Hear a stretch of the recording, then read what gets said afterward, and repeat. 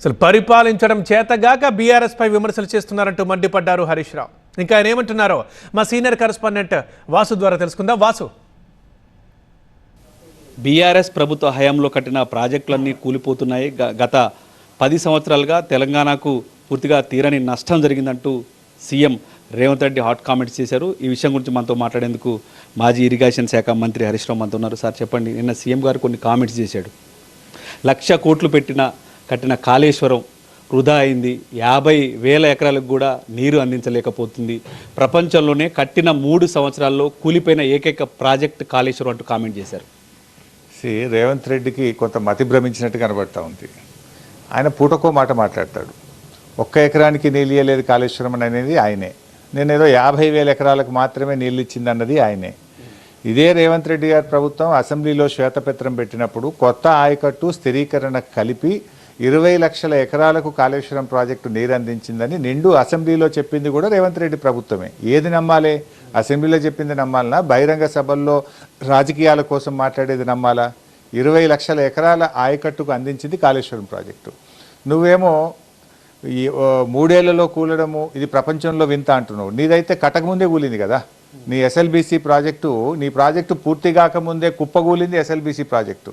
అయినా కాళేశ్వరం ప్రాజెక్టు కూలలే. నీ మైండ్లో, నీ మెదడులో ఏదో తేడా వచ్చింది. ఎందుకంటే కాళేశ్వరంలో ఇవాళ పోయింది కేవలం 2 పిల్లర్లు మాత్రమే కుంగినవి.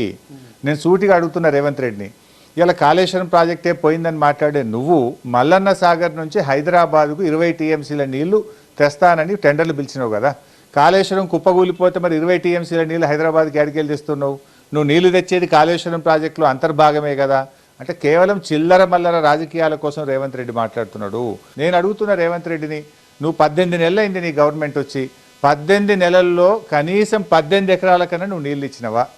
ఎక్కడ ఏ ప్రాజెక్ట్ అన్నా పూర్తి చేసినవా? నువ్వు చేసింది ఏముంది? నీ పెద్దవాగు ప్రాజెక్టు కూలిపోయింది, వట్టెం పంప్ హౌస్ మునిగిపోయింది, నీ ఎస్ఎల్బీసీ టన్నులు కుప్పగూలింది. ఇవాళటికి కూడా చనిపోయిన కార్మికుల శవాలను కూడా బయటకు తీసుకురాని చేతగాని దద్దమ్మ ప్రభుత్వం.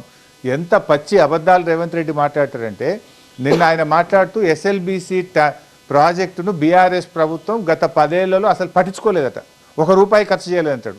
నేను TV9 ద్వారా సవాల్ విసురుతున్నా. ఎస్ఎల్బీసీ ప్రాజెక్టుకు 3,900 కోట్ల రూపాయలు బీఆర్ఎస్ ప్రభుత్వం ఖర్చు పెట్టింది. దాంట్లో భాగంగా 12 కిలోమీటర్ల టనెల్ను పూర్తి చేసింది. మేము ఆ పెళ్లిపాక దిండి బ్యాలెన్సింగ్ రిజర్వాయర్లను 90% పనులు పూర్తి చేసినాము. జరిగింది ఒకటైతే అబద్ధాలను గోబల్స్ ప్రచారం చేస్తారు. ఒక బాధ్యతాయుతంగా ఉన్న ముఖ్యమంత్రి కుర్చీలో రాజ్యాంగబద్ధమైన పదవిలో ఉన్న వ్యక్తి బాధ్యతగా మాట్లాడాలి. ఎస్ఎల్బీసీ టనెల్లో అసలు మేము పట్టించుకోనే లేదు అంటే 12 కిలోమీటర్లు తవ్వింది నిజం కాదా? మేము దిండి పెళ్లిపాక కట్టింది నిజం కాదా? 3,900 కోట్లు ఖర్చు పెట్టింది నిజం కాదా? రాష్ట్రంలో 17.5 లక్షల ఎకరాల కొత్త ఆయకట్టుని ఇచ్చింది నిజం కాదా? మిషన్ కాకతీయ కింద చెరువులు బాగు చేసింది నిజం కాదా? నువ్వు చేసింది ఏమున్నది? 18 నెలల్లో కూలుడు మునుగుడు తప్ప నువ్వు 1 ఎకరానికి నీళ్ళు ఇచ్చినావా నేను అడుగుతా ఉన్నా. సార్, కాళేశ్వరం, మేడిగంట, అన్నారం, సుందిల్లా ఈ 4 బ్యారేజీలు కట్టే సమయంలో సాయిల్ టెస్ట్ అసలు జరగలేదు. ఇటు విజిలెన్స్ నివేదికతో పాటు నేషనల్ డ్యామ్ సేఫ్టీ అథారిటీ కూడా ఇదే నివేదికలో తేల్చింది అని చెప్తున్నారు. NDSA నివేదిక చాలా స్పష్టంగా చెప్పింది. NDSA నివేదికలోనే ఉంది ఐఐటి హైదరాబాద్ వాళ్ళు వచ్చి దీన్ని పరీక్షించారని, NIT వరంగల్ వాళ్ళు వచ్చి దీన్ని పరిశీలించారని, అందరూ కూడా పరిశీలించి అన్ని సర్వేలు అన్ని పరీక్షలు చేసిన తర్వాతనే ఇవి నిర్మించడం జరిగిందనేటువంటిది NDSA నివేదికలో కూడా చెప్పడం జరిగింది. అదే NDSA కూడా ఏం చెప్పింది? కేవలం 7వ బ్లాకును తొలగించి తిరిగి నిర్మించడం ద్వారా ప్రాజెక్టును ఉపయోగించుకోవచ్చు అని NDSA తన నివేదికలో చెప్పింది. నువ్వు కేవలం బీఆర్ఎస్ మీద బురద జల్లాలి. సీఎం అలా చెప్పట్లేదు కదా. సీఎం గారు పూర్తి స్థాయిలో ఈ 4 బ్యారేజీలకు సంబంధించి సాయిల్ టెస్ట్ చెప్తున్నారు, బ్యారేజీల నిర్మాణం సరిగ్గా జరగట్లేదని చెప్తున్నారు. ఇది రిపోర్ట్స్ విజిలెన్స్ ఇచ్చింది and national dam safety authority ఇచ్చిందంటే కూడా స్పష్టంగా చెప్తున్నారు. ఎందుకంటే అప్పుడు ఇరిగేషన్ శాఖ మంత్రిగా మీరే ఉన్నారు కాబట్టి. నిన్న కూడా నేను చెప్పడం జరిగింది, ఆ పాకిస్తాన్కు అప్పు పుడుతుంది కానీ రేవంత్ రెడ్డిని చూస్తే కూడా అప్పు కూడా పుట్టలేదు. ఎందుకు పుట్టలేదు?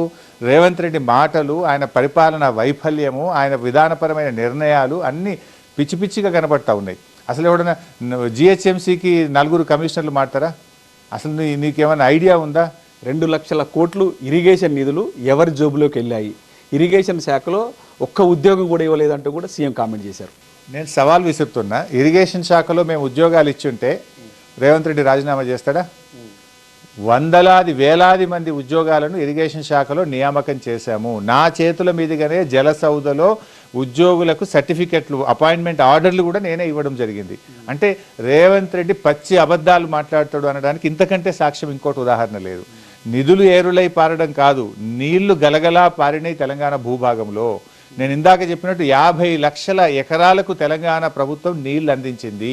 హెలికాప్టర్ వేసుకుని వెళ్ళి పైనుంచి చక్కర్లు కొట్టి ఇష్టానుసారంగా ఇక్కడ కట్టాలి అక్కడ కట్టాలి అని చెప్పేసి అజమాయిషీ చేసి అధికారులతో కట్టిపించారని చెప్తున్నారు. ఇప్పుడు దాంతో పాటుగా అధికారులు దోషులుగా నిలబడాల్సి వస్తున్న పరిస్థితి ఏర్పడిందంటూ కూడా ఆయన కామెంట్ చేశారు.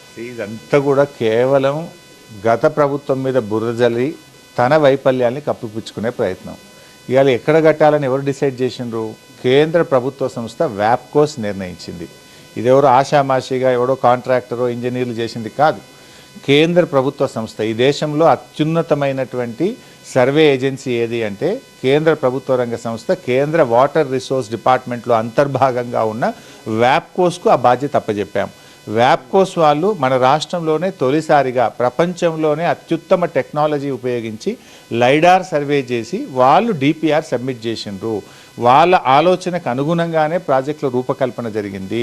మన రాష్ట్రంలో నిష్ణాతులైనటువంటి ఇంజనీర్లందరూ కూడా కూర్చొని మాట్లాడి ఏదున్న హై పవర్ కమిటీలో డిస్కస్ చేసి జరిగిందే తప్ప ఇందులో ఎక్కడా వ్యక్తులుగా నిర్ణయించింది ఏమీ లేదు. ఇది డిపార్ట్మెంటు ఇంజనీరింగ్ వ్యవస్థ ఆధ్వర్యంలో జరిగినటువంటిది.